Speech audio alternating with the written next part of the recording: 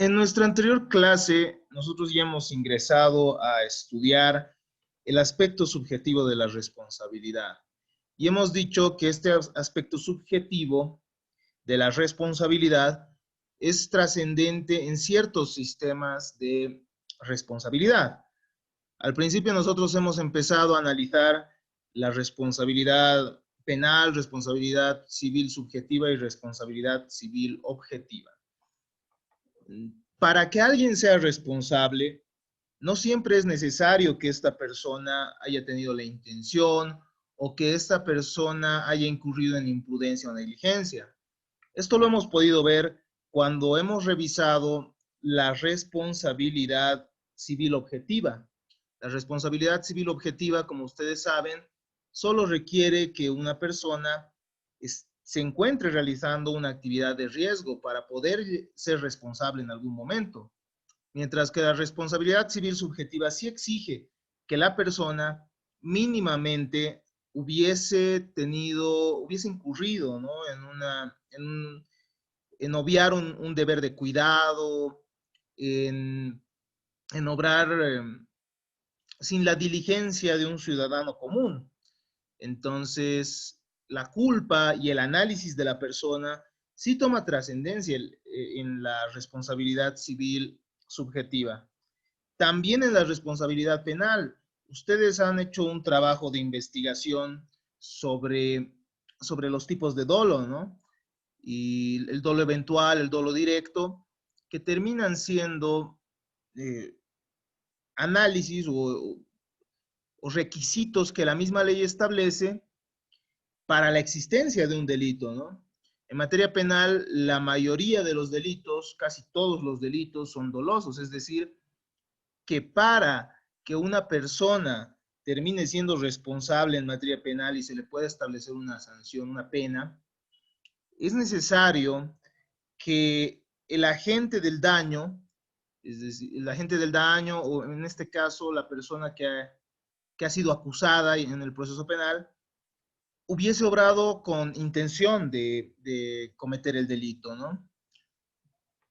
Pero en materia civil se requiere un análisis diferente. Hoy día vamos a ver las diferencias entre la culpa en materia penal y en materia civil. Además, reitero, nosotros nos vamos a referir a la culpa o a este elemento subjetivo que no es requisito en todos los sistemas de responsabilidad, ¿no? Reitero, en el sistema de responsabilidad objetiva, a la ley no le interesa, o bueno, a la ley no considera que estemos ante un sujeto que, que hubiese tenido la intención, ¿no? O tal vez hubiese incurrido en descuido. La ley en materia objetiva hace responsable a una persona por más que no hubiese tenido la intención, por más que no hubiese sido imprudente. Eso, hemos dado ciertos ejemplos, ¿no? Es decir, hemos dado un ejemplo que sí se ha dado en la vida real, es el de una gasolinera que explota, genera daños a diferentes personas, pero no importa el análisis o el estudio de la culpa de la persona, es decir, no importa si han sido imprudentes o negligentes, igual existe la responsabilidad porque el hecho de tener una gasolinera ya constituye una actividad de riesgo. Entonces, la responsabilidad civil objetiva no entra en estas consideraciones, no ingresa a estudiar cuál es la, no ingresa a estudiar cuál es la, cuál ha sido, digamos, cómo es que ha obrado internamente el sujeto, ¿no? ¿Cómo es que el sujeto hubiese sido imprudente, negligente, o lo hubiese hecho con intención? Eso no le interesa a la responsabilidad civil objetiva, pero sí a la responsabilidad civil subjetiva y también a la responsabilidad penal. Hemos visto que tenemos tres sistemas: responsabilidad civil objetiva, responsabilidad civil subjetiva y responsabilidad penal. Cuando nosotros estudiamos la responsabilidad civil, hay cuatro elementos que nosotros tenemos que considerar. En primer lugar, tiene que existir un daño. En segundo, tiene que existir antijuridicidad del hecho. En tercer lugar, una relación de causalidad o nexo causal.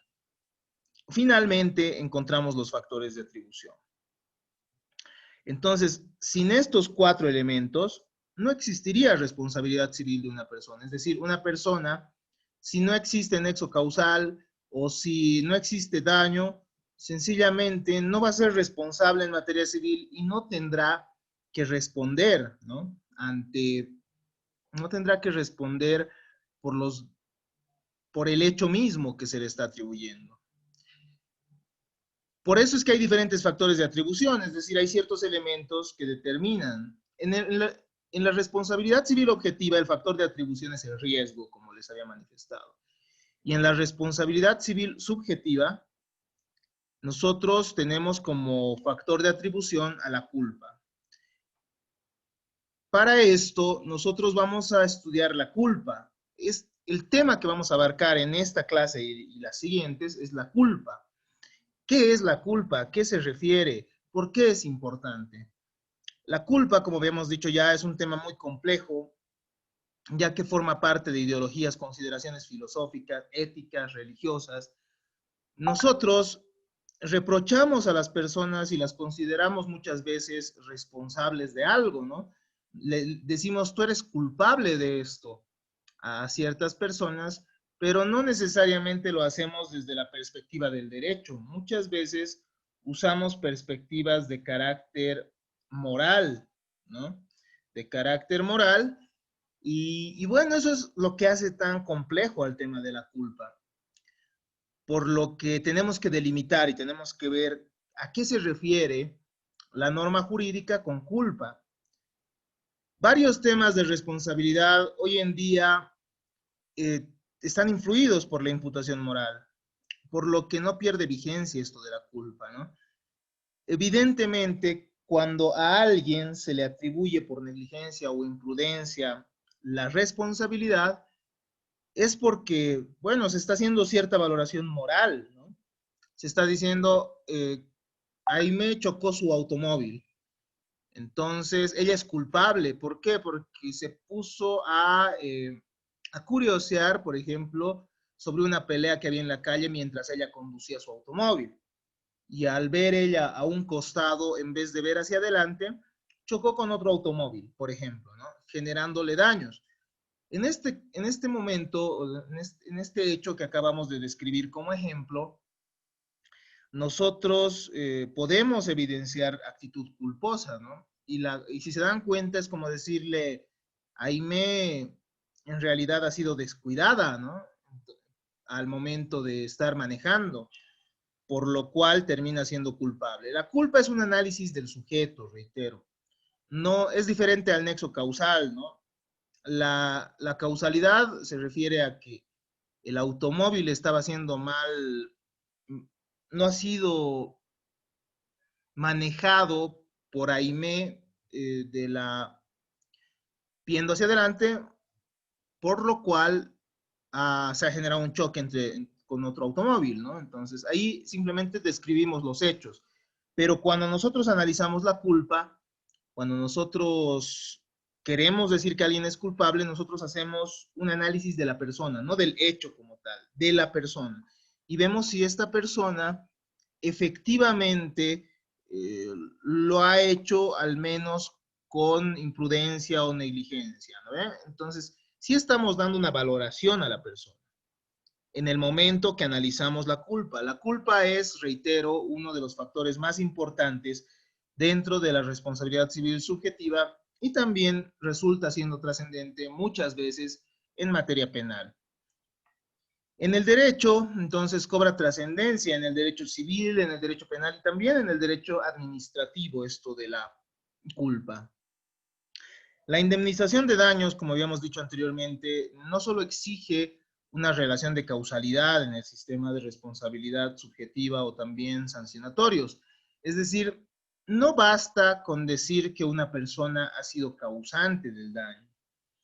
Uno no es responsable solo por ser causante del daño, sino que además requiere ser culpable, requiere no haber tenido los cuidados necesarios. Si es que la persona de verdad ha sido cuidadosa y no ha incurrido en culpa, pero aún así hubiese generado el daño, ya no es responsable ante un sistema de responsabilidad subjetiva. Estos sistemas requieren entonces una imputación subjetiva, en muchos casos enlazando el hecho con la personalidad del autor. Entonces se considera la personalidad del autor. De esta manera, existe implícito un reproche para el autor que no hizo lo necesario para evitar el daño. En caso de estar entonces ante un autor que no ha evitado el daño, siendo posible esto, estaremos ante la culpa. Y vamos a ver que hay diferentes teorías que tratan de aclararnos a qué se refiere exactamente esto de la culpa, que también es un concepto complejo. La culpabilidad, entonces, implica un conjunto de presupuestos que fundamentan la responsabilidad de la persona por una conducta antijurídica. La misma se encuentra compuesta por dolo y culpa, ¿no? ¿Qué es la culpa? Ya realizando un estudio de la culpa, el tratadista Fernando Inestrosa nos dice que la culpa se refiere a diferentes aspectos. En primer lugar, a una omisión del cuidado que deberíamos tener las personas, que muchas veces acontece. En el ejemplo de Aimé, que habíamos dicho, chocando el automóvil, ella ha omitido el cuidado que tendría que tener cualquier conductor. Cualquier conductor de automóvil siempre tendría que tener una vista hacia adelante, hacia el lugar, hacia donde está dirigiendo su automóvil, y no así hacia los costados viendo qué es lo que está haciendo la gente, ¿no? Se refiere también a la falta de diligencia, es decir, que muchas veces se tiene que tomar en cuenta, según las circunstancias, una diligencia mínima, ¿no? Y nosotros no lo hacemos. Puede suceder también ante un defecto de atención. Muchas veces no tenemos la atención necesaria e incurrimos en culpa por aquello, ¿no? No somos cuidadosos y por tanto generamos ciertos daños. Como yo les había dicho, pueden ser muy variadas las situaciones que nos hagan responsables, ¿no? Puede darse también por impericia, es decir, en caso que una persona no tenga los conocimientos suficientes sobre una determinada materia y aún así termine haciéndolo, ¿no? Termine haciéndolo, por ejemplo, un médico que no tenga cierta especialidad y termine realizando una cirugía que no corresponde a su especialidad, generando ciertos daños, ¿no? Ustedes han debido escuchar esto de la negligencia médica, etcétera, que puede generar daños incluso irreparables. La temeridad también, ¿no? Puede darse la culpa por una persona que considera que no va a hacer el daño, pero que aún así comete una actitud riesgosa, ¿no? Que pueda generarlo. Este comportamiento lleva a ocasionar un daño sin que la gente los haya querido, entonces, ¿no? Puede que la gente no hubiese querido, pero al final, en la culpa, al menos en materia civil, se tiene que comparar al hombre con un hombre común. Y si un hombre común, si un hombre común no hubiese realizado esa misma actividad, entonces estamos ante una actitud culposa, ¿no? Diferenciemos entonces algunos aspectos de la culpa civil y la culpa penal. La culpa penal va a indagar el estado de conciencia con el que ha obrado, es decir, en materia penal se tiene que analizar si efectivamente quien ha cometido un delito tiene esa intención de cometerlo. Si no tenía la intención, entonces no será, no será culpable, ¿no? del hecho que se le atribuya. Eso es algo importante. Muchas veces en materia penal una actitud culposa no va a llevar una sanción, no va a llevar una pena.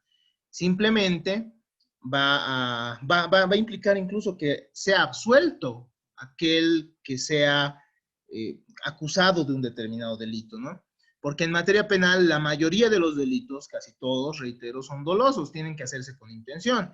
Y si se han hecho sin intención, son pocos los delitos que tienen como sanción, como pena, son pocos los delitos que tienen como pena, ese es el término correcto, son pocos aquellos que tienen pena en caso de existir culpa, ¿no? En materia penal existe sanción cuando el agente obra entonces con intención maliciosa o que no previó los resultados que debió contemplar y evitar, que tienen que ser expresos, ¿no? Muchas veces entonces en materia penal sí se da una consecuencia jurídica para los casos en los que exista culpa, pero tiene que estar expresamente previsto en la ley. La ley tiene que decir, este delito es culposo, es decir, que no es necesario que lo haya hecho de manera maliciosa el agente, ¿no? También se sanciona la imprudencia en el impedimento del daño a veces, ¿no? Eh, en los delitos de riesgo, por ejemplo. Una diferencia interesante entre el área penal y el área civil es que en materia penal sí se prevén se puede establecer sanciones para quien haya cometido un hecho que genera riesgo y no así necesariamente un daño.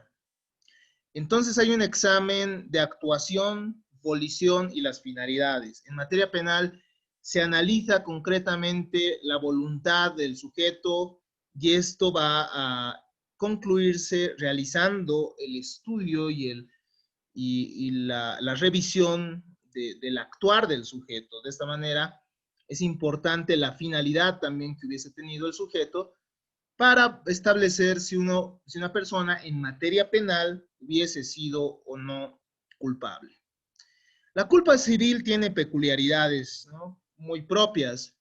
El punto cardinal en esta no es el agente del daño, sino la reparación del daño. En materia civil es sumamente importante entonces el daño, ¿no?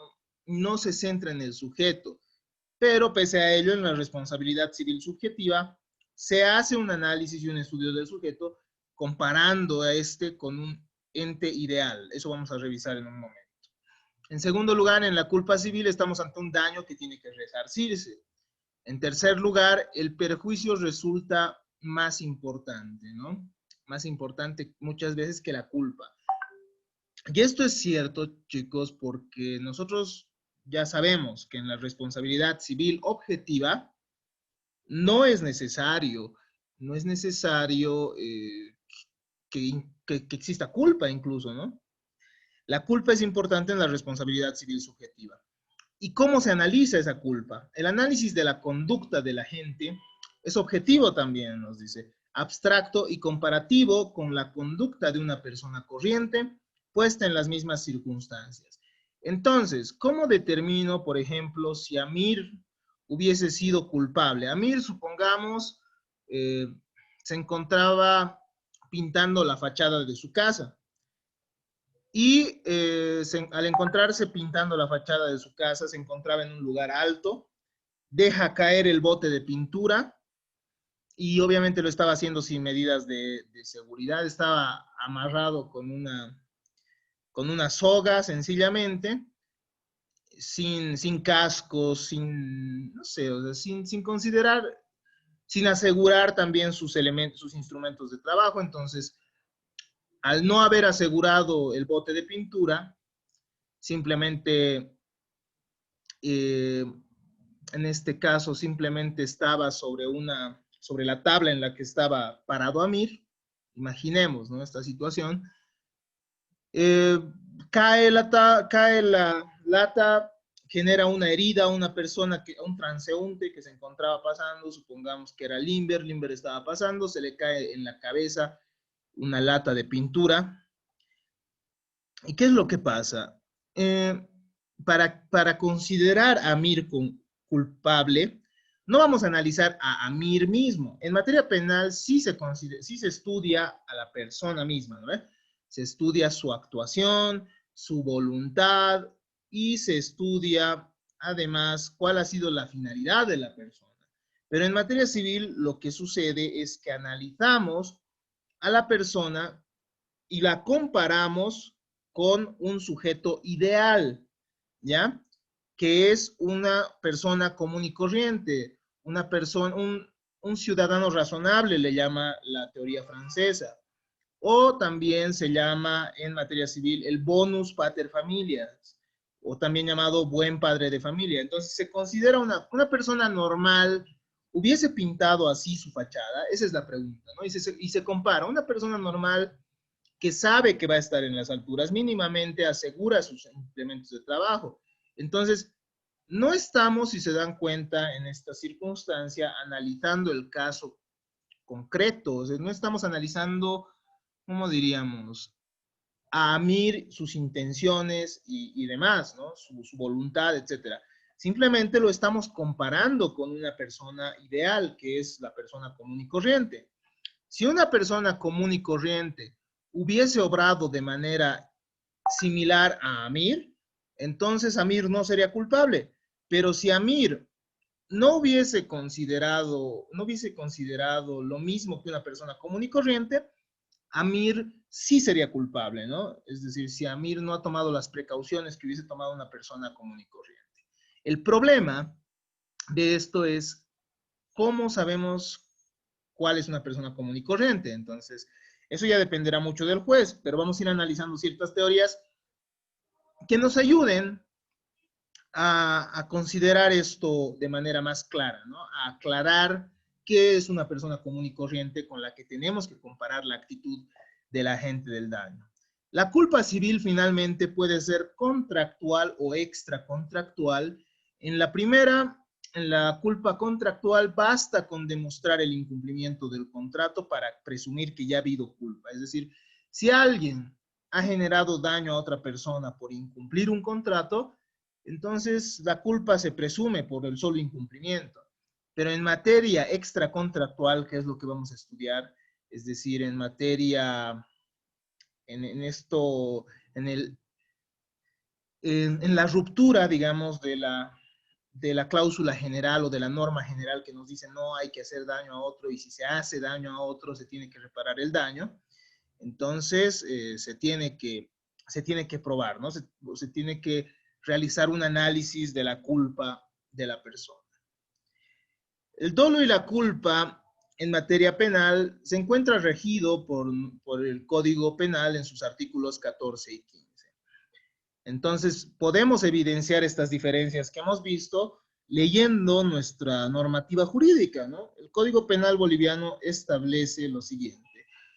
Artículo 14, el dolo. Actúa dolosamente el que realiza un hecho previsto en un tipo penal con conocimiento y voluntad, ¿no? Dos elementos, cognitivo y volitivo. Tiene que saber que lo está haciendo y tiene que hacerlo voluntariamente.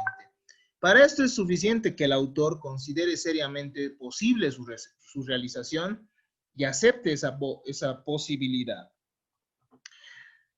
La culpa en materia penal se refiere de la siguiente manera. Actúa culposamente el que no observa el cuidado al que está obligado, conforme a las circunstancias y condiciones personales y por ello no toma conciencia que realiza un tipo penal, no toma conciencia de que está cometiendo un delito, pero tiene como posible la realización del tipo penal y no obstante, esta previsión lo realiza en la confianza de que evitará el resultado.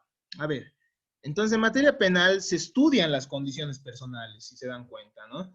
Y hay que analizar si la persona es inconsciente de que está realizando un delito, de que está cometiendo un delito, o en segundo lugar, si tiene como posible la realización del tipo penal, es decir, sabe que podría cometer un delito, pero lo realiza pensando que no va a cometer ese resultado, ¿entienden? O sea, realiza un hecho, sabe que podría cometer un delito, pero cree que puede evitar el resultado, ¿no? Entonces, cuando estamos ante estas circunstancias, estamos en culpa, ante la culpa penal. Pero en la culpa penal, reitero, se estudia la voluntad de la persona, sus intenciones propias. No se lo está comparando con una persona ideal, con un ciudadano común y corriente, como sucedería en la culpa civil. Dolo y culpa en la responsabilidad extracontractual. Artículo 984 de nuestro Código Civil. Morales Guillén, un gran tratadista de nuestro Código Civil, un comentarista que nos aclara muchos puntos y que hace un estudio exhaustivo de cada uno de nuestros artículos, nos dice que la culpa y el dolo son conceptos que, bueno, sí van a tener cierta diferencia, ¿no? Con el dolo y la culpa penal. El dolo en materia civil, como forma de culpabilidad, se entiende de dos maneras, nos dice. Genéricamente como un engaño, maquinación, un fraude, un artificio, que sería lo contrario a la buena fe, ¿no? Entonces, en materia civil, el dolo podría entenderse como algo contrario a la buena fe. Y específicamente sería la actuación consciente encaminada a producir antijurídicamente un daño a otro, concepto en el que principalmente ha de entenderse invocado por la regla del artículo 984. Este sería un animus de praedandi, es decir, en materia civil estaríamos ante la figura del dolo cuando estamos ante una actuación encaminada a producir un daño a otro, concretamente, ¿ya? Y la culpa sí tiene cierta diferencia con el área penal, ¿no? La culpa en el concepto doctrinal contemporáneo y en función del artículo 984 nos dice, en examen, sería la falta de previsión de un resultado determinado antijurídicamente, una dejación del cuidado exigible. Ese cuidado exigible se puede establecer si una persona ha sido descuidada, porque ciertas actitudes, ciertas actividades de la vida real requieren un cuidado mínimo, comparándola con una persona razonable, ¿no? Y esto determina entonces que determina una conducta del causante del daño. En segundo lugar, nos refiere que la culpa sería la inobservancia de un determinado deber de cautela que exige el actuar humano, como el obrar imprudentemente al dejar de observar la cautela exigible en el tráfico, nos dice, ¿no? Entonces, en materia civil, la culpa es algo más objetiva, ¿no? Se trata de comparar a la persona que hubiese generado un daño con cualquier ciudadano, con un buen padre de familia, como dicen, ¿no?